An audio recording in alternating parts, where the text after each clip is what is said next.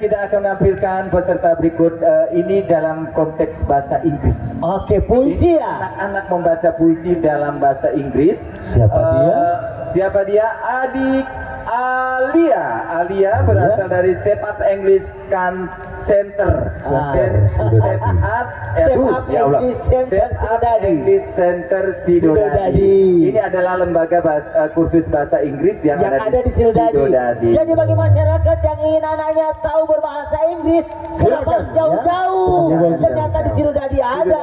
Ada saya, ada power saya. Ada power. Tempatnya adalah di sebelah rumah Quran. Di sebelah rumah Quran di lorong kuburan. Oh, itu. Di situ ya. Baik Bapak Ibu penonton sekalian, selamat menyaksikan.